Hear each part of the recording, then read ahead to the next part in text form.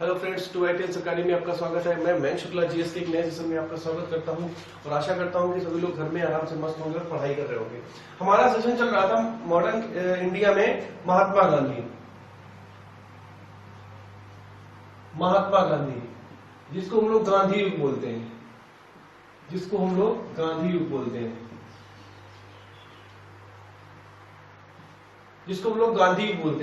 महात्मा गांधी से संबंधित कुछ लेटेस्ट फैक्ट हम लोगों ने पिछले वीडियो में डिस्कस कर लिए थे। जो कुछ भी बचा वो आज हम इसमें डिस्कस करेंगे। इससे पहले हम लोगों ने महात्मा गांधी के बारे में जो चीजें पढ़ी थी उसको रिवीजन करते हैं। 1893 में महात्मा गांधी अफ्रीका गए, 1915 में वापस आए।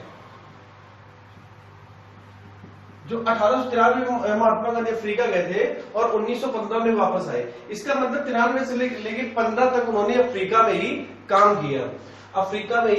इसका मतलब है लगभग 22 साल 22 साल वो अफ्रीका में रहे। 22 साल तक अफ्रीका में रहने के बाद वहां इन्होंने रंग भेद की नीति को खत्म किया। इससे दो तीन चीजें हैं कि महात्मा गांधी अफ्रीका गए थे हमारे एसएस सफारी जहाज के द्वारा।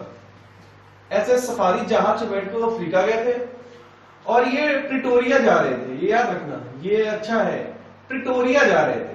कहां जा रहे थे? प्रिटोरिया। लेकिन ये कलकत्ता के बजबज बंदरगाह से चढ़े थे। कलकत्ता के बजबज से चढ़कर ये डरबन उतर गए। मतलब बजबज पश्चिम बंगाल जो कलकत्ता में है, वहां एक बजबज बंदरगाह है, वहां से ये एसएस सफारी जहाज में बैठे और डरबन उतर गए। डरबन से ये प्रिटोरिया जाना था इनको, प्रिटोरिया। तो ये इन्होंने ट्रांसपोर्टेशन के लिए रेलवे को चूज किया। एक बीच में इसी के बीच में एक स्टेशन आता है सेंट पीटरबर्ग,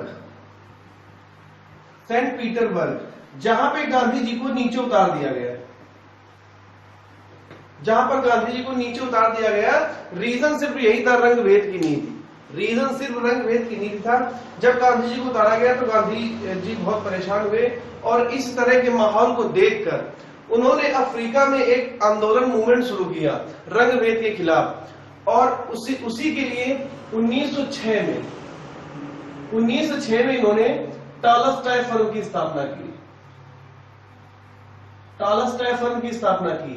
यहीं पे इन्होंने नटाल कांग्रेस बनाई और 1908 में ये पहली बार जेल गए।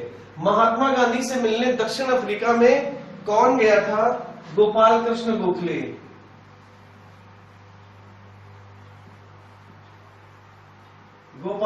गोखले इनसे मिलने दक्षिण अफ्रीका गए थे।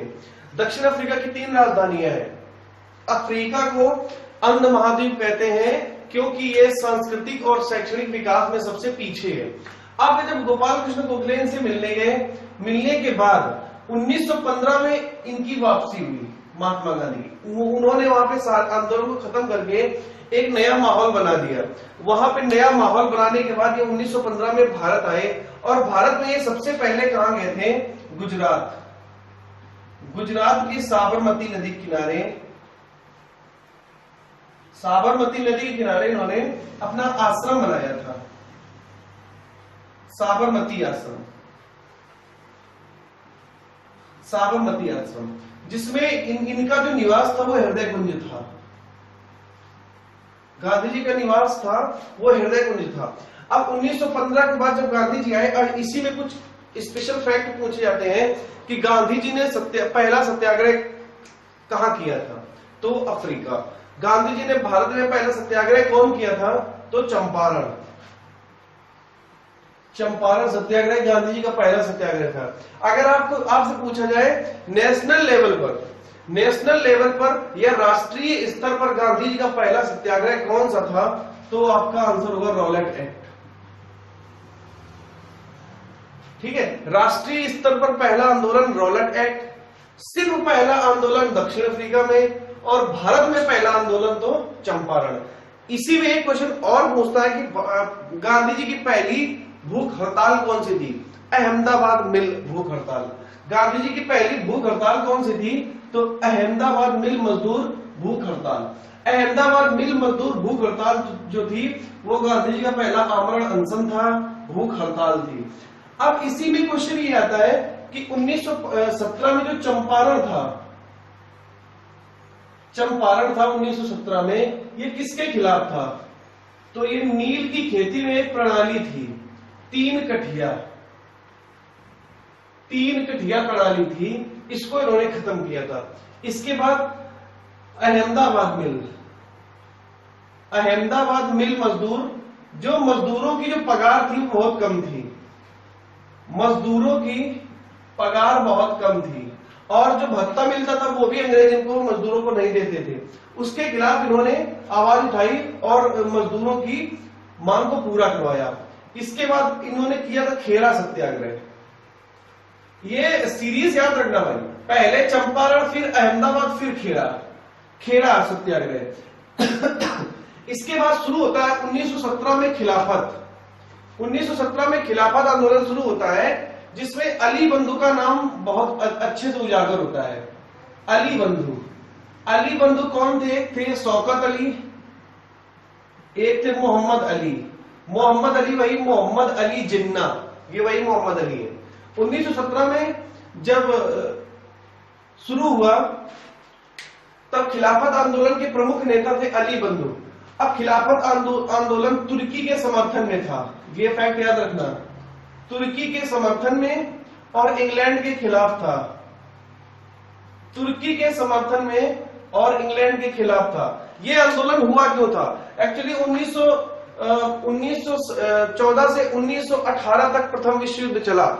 1917 के सेशन में जब इंग्लैंड विजय की ओर बढ़ रहा था या लगभग जीत गया था, उसके बाद इसने तुर्की पे अपना हक जताना शुरू कर दिया। तुर्की का जो सुल्तान था वो एक स्पेशल धर्म को मानने वाला था, तो धार्मिक स्थिति के कारण या धर्म के आधार पर स्वतंत्रता के कारण या फिर एक तरफा न्याय होने के कारण इंग्लैंड ने उस तुर्की के ऊपर आक्रमण किया। तुर्की के जो सुल्तान था उसके समर्थन में एक मुसलमान कम्युनिटी एक हो गई और खिलाफत का इन्होंने बिगुल फूंक दिया। खिलाफत शुरू होने के बाद महात्मा गांधी ने सोचा कि ये बहुत अच्छा टाइम है हिंदू मुसलमान को एक करने का, क्योंकि 1907 में वो हिंदू मुसलमान अलग हो चुके थे। 1909 का जो पार्लियामेंट था उसमें पूरी तरह से निर्वाचन अलग हो गया था। लखनऊ अधिवेशन जिसकी अध्यक्षता अंबिका चंद्र मजूमदार ने की थी 1916 में, लखनऊ अधिवेशन में हालांकि हिंदू मुसलमान एक हो गए थे, लेकिन उसके बाद इन छोटे छोटे आंदोलन की वजह से और सत्याग्रह की वजह से हिंदू मुसलमान में कहीं ना कहीं दरार पड़ने लगी थी। तो गांधी जी ने इसको अपने हिसाब से यूज किया और खिलाफत आंदोलन शुरू कर दिया। इलाहाबाद में गांधी जी ने इसके लिए एक सर्वदलीय बैठक बुलाई थी। यार अपना वो सर्वदलीय बैठक किसने बुलाई थी? गांधी जी ने। कहां बुलाई थी? इलाहाबाद। इलाहाबाद का वर्तमान नाम प्रयागराज है, इसका नाम इलाहाबाद अकबर ने रखा था। ठीक है, अब गांधी जी ने क्या किया? सर्वदलीय बैठक बुलाई। सर्वदलीय बैठक बुलाने के बाद यह निर्णय लिया गया कि हम लोग खिलाफत आंदोलन करेंगे और इसमें हिंदू और मुस्लिम सभी एक मंच पे आके इसका विरोध करेंगे। ऐसा ही हुआ। एकमात्र व्यक्ति भारतीय व्यक्ति जिन्होंने खिलाफत आंदोलन का विरोध किया था वो हमारे थे मदन मोहन मालवीय। ये क्वेश्चन याद रखना, मदन मोहन मालवीय ने इसका विरोध किया था। खिलाफत आंदोलन होने के बाद जब खिलाफत शुरू हो गया तब इंग्लैंड को झुकना पड़ा और तुर्की स्वतंत्र, मतलब तुर्की के ऊपर उन्होंने आक्रमण नहीं किया। उसके बाद क्या होता है? 1919 आ जाता है। 1919 में एक एक्ट आता है, रॉलेट एक्ट। बिना दलील बिना वकील का कानून इसको कहा गया। इस एक्ट में किसी भी व्यक्ति को पुलिस उठाकर कैद कर सकती है और किसी भी व्यक्ति को शक के आधार पर उठाकर उसको मारा पीटा जा सकता है। तो इसके खिलाफ बहुत ज्यादा सत्याग्रह शुरू हुआ इसके खिलाफ। फिर इसी के बाद एक घटना हो जाती है जलियांवाला बाग हत्याकांड होता है 1919 में। अमृतसर में जल्दी की एक संपत्ति थी जहां पे सैफुद्दीन किचलू और सत्यपाल मलिक की गिरफ्तारी के विरोध में बहुत सारे व्यक्ति बैठकर धरना दे रहे थे। जनरल ओ ब्रायन, नाम याद रखना, जनरल ओ ब्रायन ने नियत्थी भीड़ पर पुलिस को गोलियां चलाने का आदेश दे दिया पूरी भीड़ तितर बितर हो गई, कम से कम 1000 लोग मारे गए। इस जघन्य हत्याकांड के बाद कांग्रेस ने एक कमेटी बनाई, एक कमेटी अंग्रेजों ने बनाई। अंग्रेजों द्वारा बनी कमेटी का नाम था हंटर कमेटी। कांग्रेस के द्वारा बनी कमेटी के अध्यक्ष थे लाला लाजपत राय। लाला लाजपत राय, इसमें महात्मा गांधी थे, जवाहरलाल नेहरू थे, जयकर सिंह थे। इस कमेटी की रिपोर्ट के आधार पर 1000 व्यक्ति मारे गए थे। 1000 व्यक्ति मारे गए थे। जब जलियांवाला बाग हत्याकांड हो गया, उसके बाद पंजाब में मार्शल लॉ लगा दिया गया। मार्शल लॉ के दौरान भी अंग्रेजों ने बहुत सारे अत्याचार किए थे, व्यक्तियों को घर से निकाल निकाल कर मारा था। इसके बाद जब इतनी सारी घटनाएं हो गई, महात्मा गांधी क्या कर रहे थे उस समय? महात्मा गांधी बहुत विचलित हो गए थे। बहुत विचलित हुए तो इन्होंने क्या किया, 1 अगस्त 1920 को इन्होंने नागपुर अधिवेशन से असहयोग आंदोलन शुरू कर दिया। नागपुर अधिवेशन से 1 अगस्त 1920 को असहयोग शुरू कर दिया, असहयोग आंदोलन शुरू कर दिया। असहयोग आंदोलन शुरू करने के बाद, असहयोग आंदोलन शुरू करने के बाद इन्होंने कलकत्ता अधिवेशन में इसको जनमानस आंदोलन बताया। जनमानस आंदोलन बताया। अब इस आंदोलन में हुआ क्या था, इसमें बहुत सारे वर्ग के लोगों ने भाग लिया था। हिंदू, मुसलमान और महिलाएं बहुत ज्यादा संख्या में आगे आई थी। ये आंदोलन बहुत अच्छे से चल रहा था। नरम दल, गरम दल सब एक हो गए थे, एक होकर अंग्रेजों के खिलाफ लड़ रहे थे। गांधी जी का एक नियम ये था कि वो अहिंसा के पुजारी थे और किसी भी रीजन के लिए वो अहिंसा नहीं चाहते थे। अहिंसा, सत्य और चरखा उनका मेन हथियार था। एक घटना होती है, ये 1920 को हुआ। 1920 से शुरू होते होते बहुत अपने एक सकारात्मक दिशा में जा रहा था। अंग्रेज बहुत परेशान थे इस आंदोलन से। एक डेट आती है 1922। उत्तर प्रदेश में एक स्थान था एक स्थान है गोरखपुर, जहां पे एक जगह पड़ती है चौरी चौरा। चौरी चौरा में क्या हुआ, एक पुलिस कांड हो गया। चौरी चौरा में पुलिस कांड हो गया। चौरी चौरा जो पुलिस स्टेशन था, वहां के एसएचओ और सिपाहियों ने एक जो असहयोग आंदोलन से संबंधित एक भीड़ थी, उस पर इन्होंने लाठीचार्ज कर दिया। लाठीचार्ज करने के बाद कुछ व्यक्तियों को गिरफ्तार करके जेल के अंदर डाल दिया। इसमें एक लड़का था जिसका नाम था भगत सिंह। वो भगत सिंह लड़का जब इसको लीड करने लगा आगे से गिरफ्तार करने के बाद, तो इनके यहाँ के एसएचओ साहब थे मुक्तेश्वर। इन्होंने गोली चलाने के लिए बोल दिया कि अगर आप लोग हटोगे नहीं तो हम गोली मार देंगे। ऐसा कहते कहते इन्होंने कुछ फायर किए। उस फायर के दौरान भी 1-2 लोगों की गोलियां लगी, कुछ लोग घायल हो गए। तो क्या किया, भीड़ ने अंदर घुसकर, पुलिस के अंदर घुसकर अपने साथियों को छुड़ा लिया और पुलिस स्टेशन में आग लगा दी। ऐसा बोला जाता है 22 पुलिसकर्मी इसी आग में जल गए थे। गांधी जी को जैसे ही पता चला तो उन्होंने असहयोग को निरस्त कर दिया। गांधी जी को जैसे ही पता चला असहयोग निरस्त कर दिया। जब असहयोग निरस्त हुआ तब इनको पता चला, तो भाई जो गरम दल के नेता उन्होंने बोला असहयोग निरस्त क्यों कर दिया आपने, पुलिस वालों के मरने पर असहयोग क्यों निरस्त होगा, ये पुलिस वाले अंग्रेज थे, अंग्रेज मरे हैं, अंग्रेजों को मरना ही होगा, हमारे खिलाफ इन्होंने इतना अत्याचार किया है, इतना षड्यंत्र किया है, हमारे इतने साथियों को मारा है। गांधी जी बोले भाई कुछ भी हो जाए, आई डोंट वांट अहिंसा, आई डोंट वांट वायलेंस। ठीक है, तो भाई क्या हुआ, ये जब खत्म हो गया तो एक बार फिर से नवयुवक और गांधी जी में लकीर खिंच गई। नवयुवकों और गांधी जी में लकीर खिंच गई। नवयुवकों से मतलब है जो गरम दल से संबंधित थे। अब असहयोग खत्म होने के बाद 1922 में असहयोग खत्म होता है, 1923 आता है। 1923 में बनती है स्वराज पार्टी। 1923 में बनती है स्वराज पार्टी, CR दास और मोतीलाल नेहरू। CR दास और मोतीलाल नेहरू ने मिलकर इसे बनाया। CR दास इसके अध्यक्ष थे, मोतीलाल नेहरू इसके महामंत्री थे। इसकी स्थापना इन्होंने इलाहाबाद में की थी। इसकी स्थापना इन्होंने इलाहाबाद में की थी। ठीक है। स्वराज पार्टी, स्वराज पार्टी का मेन मोटो था सदन के अंदर रहकर, सदन के अंदर रहकर सरकार का विरोध करना, सरकार का विरोध करना। ठीक है। इसके बाद आता है साइमन कमीशन। 1923 के बाद 1924 में हिंदुस्तान रिपब्लिक एसोसिएशन बनता है। 1924 में हिंदुस्तान रिपब्लिक एसोसिएशन बनता है। 1924 में ही पहला दंगा होता है। 1924 में ही पहला दंगा होता है। कहां? कानपुर में। और उसमें एक व्यक्ति थे, गणेश शंकर विद्यार्थी। गणेश शंकर विद्यार्थी, इनकी मृत्यु हो जाती है।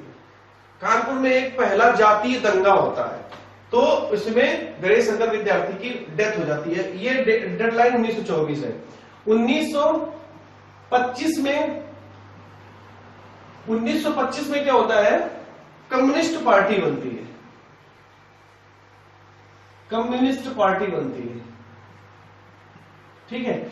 और 1926 में महिलाओं को वोट, महिलाओं के लिए भी एक पार्टी बनाई। और 1926 में और 19 में एक पार्टी बनाई। 1927 में हमारा आता है कौन? Simon commission.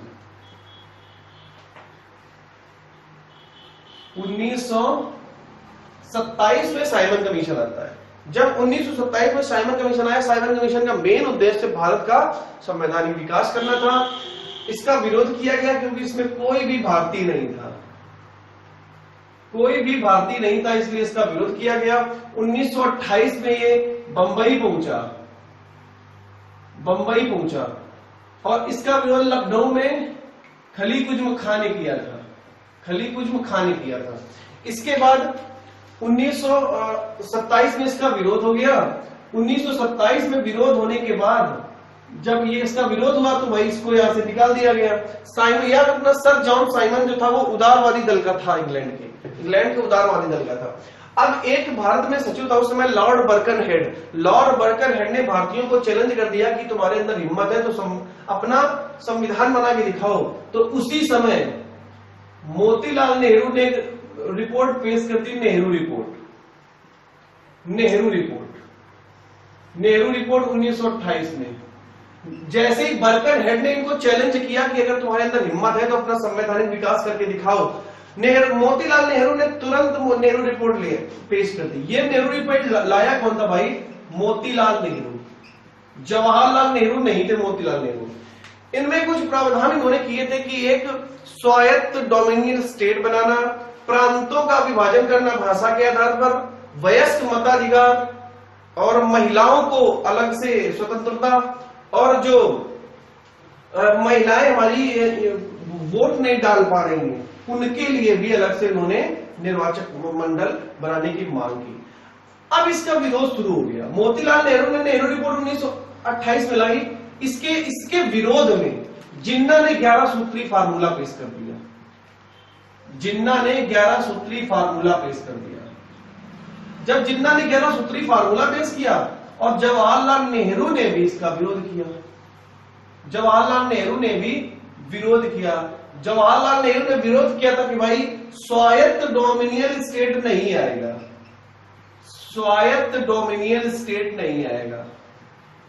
तो इन्होंने विरोध करके क्या किया? सुभाष चंद्र बोस के साथ मिलकर इंडिया इंडिपेंडेंट लीग बना डाली। इंडिया इंडिपेंडेंट लीग किसने बनाई थी? जवाहरलाल नेहरू ने। किसके साथ मिलकर? सुभाष चंद्र बोस के साथ मिलकर। ये क्वेश्चन याद रखना। सुभाष चंद्र बोस असहयोग आंदोलन के समय बंगाल में विद्यालय के प्रधानाचार्य थे। सुभाष चंद्र बोस एक ICS थे, पास आईसीएस थे, लेकिन स्वतंत्रता के लिए इन्होंने आईसीएस की नौकरी छोड़ दी थी। वही आईसीएस आज आईएएस है, वही आईसीएस आज आईएएस है। ठीक है, तो सुभाष चंद्र बोस ने मिलकर इंडिया इंडिपेंडेंट लीग बनाई। अब देखो उसके बाद इनको 1929 में क्या किया गया, लाहौर अधिवेशन का अध्यक्ष बना दिया गया। किसको? जवाहरलाल नेहरू को लाहौर अधिवेशन का अध्यक्ष बनाया गया। पूर्ण स्वराज की मांग की गई इनके दौरान। याद रखना पूर्ण स्वराज। अगर क्वेश्चन आ जाए स्वराज की मांग किसने की, तो 1906 में कलकत्ता अधिवेशन में दादा भाई नौरोजी ने स्वराज की मांग की थी। पूर्ण स्वराज की मांग 1929 के लाहौर अधिवेशन में जवाहरलाल नेहरू ने की। और 26 जनवरी 1930 को पहला स्वाधीनता दिवस मनाया। पहला स्वाधीनता दिवस मनाया 26 जनवरी 1930 को, पहला स्वाधीनता दिवस। इसीलिए 26 जनवरी को हम लोग गणतंत्र दिवस मनाते हैं, क्योंकि 26 जनवरी 1930 को पहला स्वाधीनता दिवस मनाया गया था। अच्छा, ये किस नदी के किनारे मनाया गया? तो रावी नदी के किनारे। रावी नदी का ऋग वैदिक नाम क्या है? परुष्णी। ठीक है, और सदा नीरा गंडक का। ठीक है, विपाशा, विपाशा किसका ऋग वैदिक नाम है? बताओ विपाशा, कमेंट जरूर करें अगर किसी को भी पता हो कि विपाशा किस नदी का ऋग वैदिक कालीन नाम है, तो आप लोग कमेंट जरूर करें। अब इसके बाद 1929 में गांधी जी क्या कर रहे हैं? 1929 में गांधी जी तैयारी कर रहे हैं सविनय अवज्ञा आंदोलन की, दांडी यात्रा की। गांधी जी ने 1929 में तैयारी करने के बाद 1930 में 12 मार्च 1930 को दांडी यात्रा शुरू कर दी गुजरात से। ठीक है, 78 अनुयायियों के साथ 375 किलोमीटर की दूरी तय की और नमक कानून तोड़ा और सविनय अवज्ञा आंदोलन शुरू कर दिया। सविनय अवज्ञा आंदोलन शुरू करने के बाद जब गांधी जी ने नमक यात्रा की थी, तो उस समय इनके साथ एक रिपोर्टर था अमेरिका का। उस रिपोर्टर का नाम क्या है? Webb Miller. Webb Miller. Mahatma Gandhi के साथ साथ भारत के कई स्थानों पर नमक यात्राएं निकाली गई। चक्रवर्ती श्री राजगोपालाचारी ने तमिलनाडु से तिरुचिरापल्ली से एन्नौर तक नमक यात्रा निकाली। के पलकट्टन ने मालाबार में भी एक नमक यात्रा निकाली। इस समय दो सेनाएं बनाई गई थी, लड़कों की सेना वानर सेना, लड़कियों की सेना मंजरी सेना कहलाई। 13 वर्षीय नागा गैडिल्यू ने भी इस आंदोलन सविनय अवज्ञा में शिरकत की थी। 13 वर्षीय नागा गैडिल्यू ने सविनय अवज्ञा आंदोलन में भी शिरकत की थी। गढ़वाल जो राइफल थी, गढ़वाल रेजिमेंट थी, तो गढ़वाल रेजिमेंट को अंग्रेजों ने बोला कि इनके ऊपर गोलियां चलाओ, तो गढ़वाल रेजिमेंट ने गोलियां चलाने से मना कर दिया था।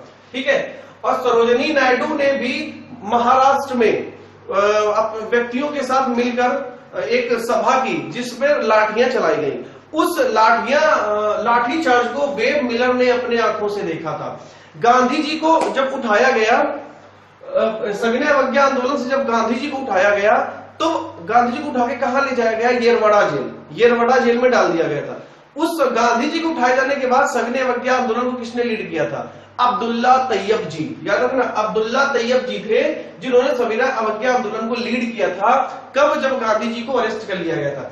गांधी जी को अरेस्ट करके कहां ले जाया गया? येरवड़ा जेल में। जब येरवड़ा जेल में ये गए, तो अंग्रेजों ने जवाहरलाल नेहरू और तेज बहादुर सप्रू आदि के साथ मिलकर एक बैठक की और इन सभी को येरवड़ा जेल भेजा।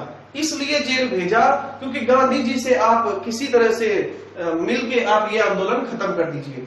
अच्छा, जब सविनय अवज्ञा आंदोलन हो रहा था, उस समय भारत का वायसराय कौन था? एक दिन हम एक क्लास में आपको पूरी वायसराय पढ़ा देंगे, एक पूरी क्लास में, तो आपको सीरीज याद हो जाएगी कि वायसराय कब कौन आया था। इस समय भारत का वायसराय था लॉर्ड इरविन। 5 मार्च 1931 को गांधी इरविन समझौता होता है।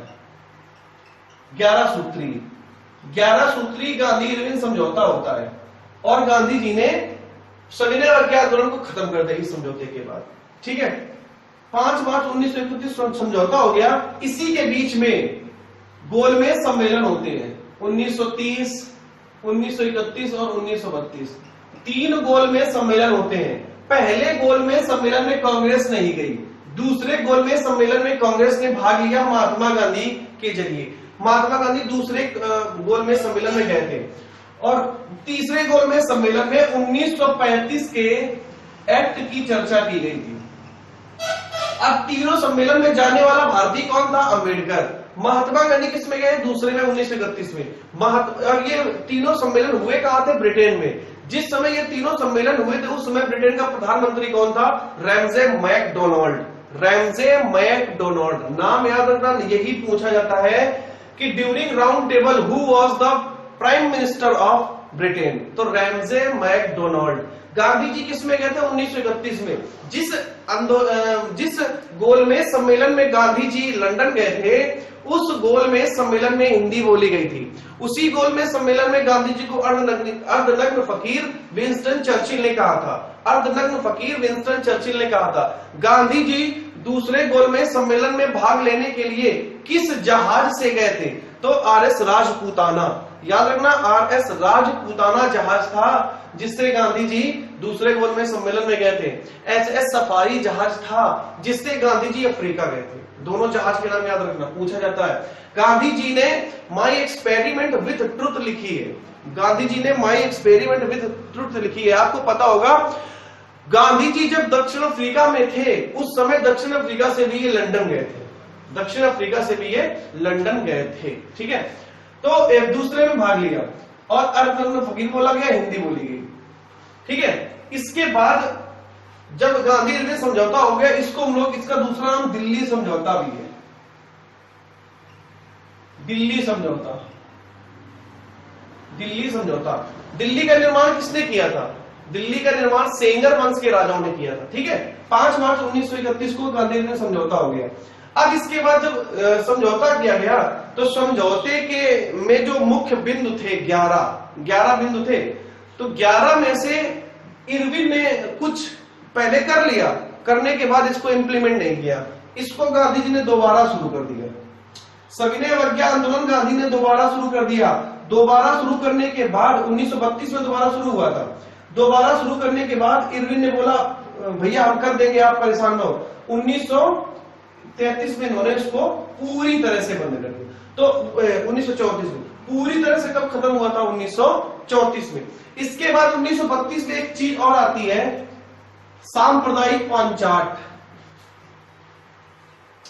1932 में आता है हमारा एक सांप्रदायिक पंचाट।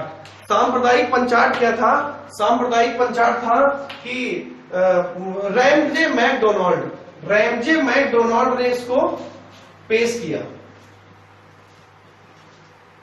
रैमजे मैकडोनाल्ड ने सांप्रदायिक पंचाट पेश किया। इस सांप्रदायिक पंचाट में क्या था कि सबका निर्वाचन मंडल सांप्रदायिकता के आधार पर बना दिया गया। दलितों को हिंदुओं से अलग कर दिया गया। दलितों को जनरल से अलग कर दिया गया। अलग करके इनका अलग से निर्वाचक मंडल बना दिया गया। अलग से इनका निर्वाचक मंडल बना दिया गया। ठीक है, दलितों का अलग निर्वाचन मंडल बनाया गया। दलितों का अलग निर्वाचन मंडल बनाया गया। दलितों का अलग निर्वाचन मंडल बनाया गया। ठीक है, गांधी जी से दुखी हो गए। गांधी जी इससे दुखी हो गए।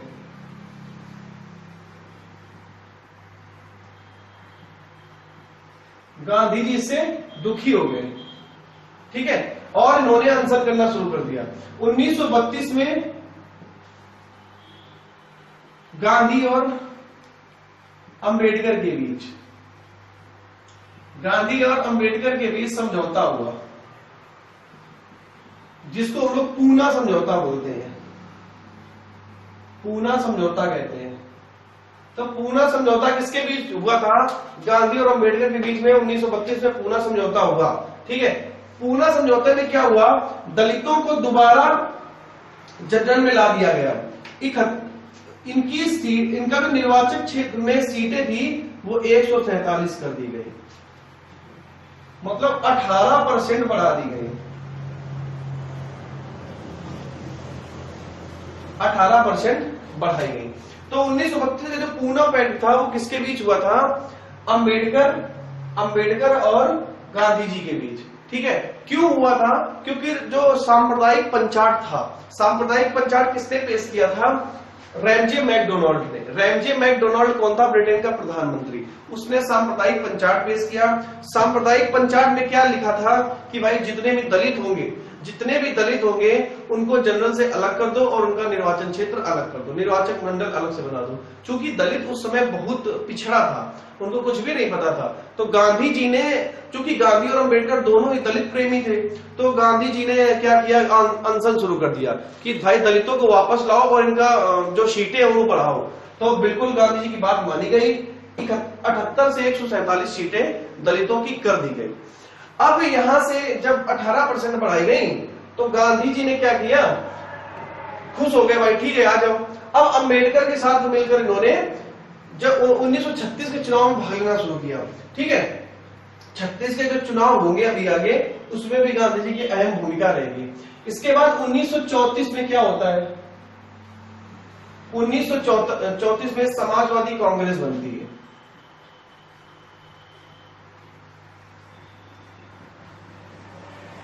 समाजवादी कांग्रेस बनाई जाती है 1934 में। कांग्रेस कब बनी थी? 1885 में। नटाल कांग्रेस किसने बनाई थी? महात्मा गांधी ने। समाजवादी कांग्रेस 1934 में। ठीक है, अब इसके पहले गांधी जी के जो कुछ विशेष बातें हैं वो हम आप लोगों को बता देते हैं। ठीक है, कुछ गांधी जी के संबंधित हम लोग कुछ इंपॉर्टेंट चीजें आपको बता दें। गांधी जी ने हरिजन सेवक संघ बनाया था। हरिजन सेवक संघ। गांधी जी ने हरिजन पत्रिका निकाली थी।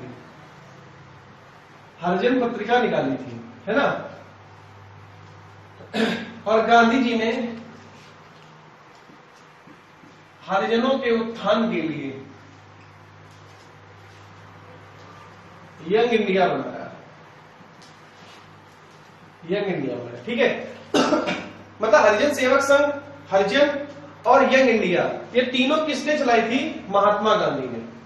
किसने चलाई थी भाई? महात्मा गांधी ने। फिर एक इसमें और चीज आती है कि स्वराज की मांग किसने की थी? दादा भाई नौरोजी ने। दादा भाई नौरोजी ने कब की थी? 1904 में।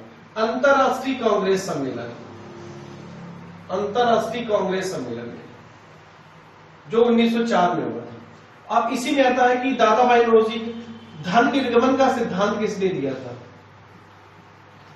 धन निर्गमन का सिद्धांत किसने दिया था? तो ये भी नौरोजी थे। दादा भाई नौरोजी ही थे जिन्होंने धन निर्गमन का सिद्धांत दिया था। अब इसके बाद आता है कि समष्टि गणना किसने की थी? आर्थिक गणना किसने की थी? तो हमारे थे नौरोजी। अब अगर इसमें पूछा जाए प्रति व्यक्ति आय की गणना किसने की थी? प्रति व्यक्ति आय की गणना किसने की थी? तो दादा भाई नौरोजी। जिस समय नौरोजी ने प्रति व्यक्ति आय की गणना की थी उस समय प्रति व्यक्ति आय 20 रुपए थी। याद रखना है, प्रति व्यक्ति आय कितनी थी भाई? 20 रुपए। धन निर्गमन का सिद्धांत किसने दिया था? नौरोजी ने। आर्थिक गणना किसने की थी? नौरोजी ने। प्रति व्यक्ति आय की गणना किसने की थी? दादा भाई नौरोजी ने। 1904 में दादा भाई नौरोजी ने स्वराज की मांग की थी। इनको grand old man of India भी बोलते हैं। Grand old man of India, grand old man of India, ये इनको बोलते हैं grand old man of India, दादा भाई नौरोजी। ठीक है, 1904 में। अगर इसी में क्वेश्चन है पूर्ण स्वराज की मांग किसने की थी? तो जवाहरलाल नेहरू। कब? लाहौर अधिवेशन। कब? 1929। और इसी में 26 जनवरी 1930 को क्या मनाया? स्वाधीनता दिवस। 26 जनवरी 1930 को क्या मनाया गया? स्वाधीनता दिवस। अब इसी में एक क्वेश्चन आता है कि समाजवादी कांग्रेस, समाजवादी कांग्रेस की स्थापना किसने की थी? 1934 में आचार्य नरेंद्र देव। 1934 में आचार्य नरेंद्र देव ने समाजवादी कांग्रेस बनाई। समाजवादी कांग्रेस बनाई। कब? 1934 में। तो अब यहां से क्वेश्चन वन लाइनर कभी पूछ जाते हैं कि समाजवादी कांग्रेस किसने बनाई 1934 में। अब देखो गोलमेज सम्मेलन हुए थे 3, हमने आपको बताया 1931, 1932, 1930, 1931 और 1932 में। तीनों में हुआ क्या था? पहली में भाई अम्बेडकर गए थे, कांग्रेस नहीं गई थी, कांग्रेस नहीं गई। दूसरी में भी भाई अम्बेडकर गए, कांग्रेस गई, और कांग्रेस की तरफ से गांधी गए, गांधी जी गए। अम्बेडकर ने दलितों के निर्वाचक मंडल की बात की, दलितों के लिए बात की, याद ना, दलितों के लिए बात अम्बेडकर ने की थी, ठीक है। तीसरे में कौन गया? अम्बेडकर गए। और तीसरे में क्या हुआ था? 1935 एक्ट के बारे में बताया गया था, बारे में चर्चा की गई। 1935 के एक्ट के बारे में चर्चा की गई। तो ये तीनों गोलमेज सम्मेलन थे। तो अब देखो एक व्यक्ति जो तीनों में जा रहा है वो कौन है? अम्बेडकर। तीनों गोलमेज सम्मेलन कहां हुए थे? लंदन। लंदन किस नदी के किनारे है? टेम्स नदी के किनारे, ठीक है। उस समय लंदन का प्रधानमंत्री कौन था? Ramsay MacDonald. उस समय लंदन का प्रधानमंत्री था रैमजे मैकडोनाल्ड, रैमजे मैकडोनाल्ड। तो गोलमेज सम्मेलन हुए थे 1930, 1931 और 1932। कहां हुए थे? लंदन में। उस समय लंदन का प्रधानमंत्री कौन था? Ramsay MacDonald, Ramsay MacDonald. तीनों में कौन गया था? अम्बेडकर। कांग्रेस ने किसमें भाग लिया था? दूसरे में। कांग्रेस की तरफ से कौन गया था? गांधी जी। और जो दूसरे सम्मेलन में दलितों की बात किसने उठाई थी? अम्बेडकर ने। और पहले में कांग्रेस नहीं गई थी, और 1932 में भी कांग्रेस नहीं गई थी। 1935 के एक्ट के बारे में चर्चा की गई थी। अब गांधी जी कांग्रेस के बहुत बड़े नेता थे, गांधी जी कांग्रेस के बहुत बड़े नेता थे, है ना, एक सम्मानित कांग्रेसी नेता थे। 1932 में इन्होंने दूसरे गोलमेज सम्मेलन में भाग लिया था। तो जिस कांग्रेस के नेता थे, उस कांग्रेस के समय जब ये 1885 में एको ह्यूम के द्वारा बनाई गई थी, तो उसके पहले कौन सी संस्थाएं भारत में काम कर रही थी, ये आपको पता होना चाहिए। और एग्जाम में इससे क्वेश्चन पूछा जाता है मिलाने के लिए कि निम्न में से कौन सी कांग्रेस की पूर्वगामी संस्था थी। तो वो 2-3 संस्थाएं का नाम आप लोग लिख लो। पहली है इंडिया लीग, पहली आती है इंडिया लीग। ये हमारी बनी थी 1875 में शिशिर कुमार घोष के द्वारा, शिशिर कुमार घोष ने इसको बनाया था। दूसरी बनी थी ईस्ट इंडिया एसोसिएशन, दूसरी बनी थी हमारी ईस्ट इंडिया एसोसिएशन, दूसरी हमारी ईस्ट इंडिया एसोसिएशन बनी थी, जिसको दादा भाई नौरोजी ने बनाया था 1866 में। दादा भाई नौरोजी ने बनाया था 1866 में। इसके बाद बनी थी इंडिया एसोसिएशन, इसके बाद बनी थी इंडिया एसोसिएशन, इंडिया एसोसिएशन 1876 में। इसको सुरेंद्र नाथ बनर्जी ने बनाया था, सुरेंद्र बनर्जी ने बनाया था। इसको हम लोग कांग्रेस की पूर्वगामी संस्था कहते हैं, कांग्रेस की पूर्वगामी संस्था है ये। अगर क्वेश्चन पूछा जाए कांग्रेस की पूर्वगामी संस्था का नाम बताइए, तो इंडिया एसोसिएशन 1876 में सुरेंद्र नाथ बनर्जी ने इसको बनाया था। तो इंडिया लीग किसने बनाई थी? शिशिर कुमार घोष ने 1875 में। ईस्ट इंडिया एसोसिएशन किसने बनाया था? दादा भाई नौरोजी ने 1866 में। इंडिया एसोसिएशन 1876 में सुरेंद्र नाथ बनर्जी ने बनाया था। यह कांग्रेस की पूर्वगामी संस्था थी, कांग्रेस की पूर्वगामी संस्था थी। इसके बाद आता है मद्रास महासभा, मद्रास महासभा। मद्रास महासभा 1884 में बनाई गई थी भाई, राघवन जी के द्वारा। राघवन जी के द्वारा 1884 में मद्रास महासभा बनाई गई। इसके बाद आती है Bombay Presidency Association. Bombay Presidency Association, इसकी स्थापना 1885 में की गई। 1885 में की गई तैयब जी के द्वारा। तैयब जी के द्वारा। तो कांग्रेस की इतनी सारी संस्थाएं हैं। कांग्रेस की जब बनी थी तो उससे पहले कांग्रेस की इतनी सारी संस्थाएं भारत में काम कर रही थी। पहली संस्था थी हमारी ईस्ट इंडिया एसोसिएशन, 1866 में दादा भाई नौरोजी के द्वारा बनाई गई थी। उसके बाद इंडिया लीग 1875 में शिशिर कुमार घोष के द्वारा बनाई गई। उसके बाद इंडिया एसोसिएशन 1876 में सुरेंद्र नाथ बनर्जी के द्वारा बनाई गई। इसी का नाम बाद में कांग्रेस कर दिया गया था। याद रखना, कांग्रेस के पूर्वगामी संस्था थी इंडिया एसोसिएशन, जिसको सुरेंद्र बनर्जी ने बनाया था। मद्रास महासभा 1880 राघवन जी के द्वारा, बंबई प्रेसिडेंसी 1885 में तैयब जी के द्वारा बनाई गई। ठीक है, तो ये कुछ संस्थाएं थी जो कांग्रेस के बनने से पहले इन्होंने काम शुरू कर दिया था। ठीक है, तो इनका नाम जरूर याद रखना, क्वेश्चन इससे पूछा जाता है, या तो मिलान करने को आएगा या तो सीधा पूछ लेगा कांग्रेस की पूर्वगामी संस्था निम्न में से कौन सी थी। सभी ऑप्शन दे देगा। तो east India association 1876, east India association हमारी नौरोजी ने बनाई है। ईस्ट इंडिया एसोसिएशन नौरोजी ने बनाई है, लेकिन इंडिया एसोसिएशन सुरेंद्र नाथ बनर्जी ने बनाई है। ठीक है, तो इसी के साथ हम लोग आज की क्लास को खत्म करते हैं। स्वस्थ रहिए, मस्त रहिए, मुस्कुराते रहिए, पढ़ते रहिए, एग्जाम की तैयारी करते रहिए। हमारे चैनल को लाइक से सब्सक्राइब करते रहिए। Thank you.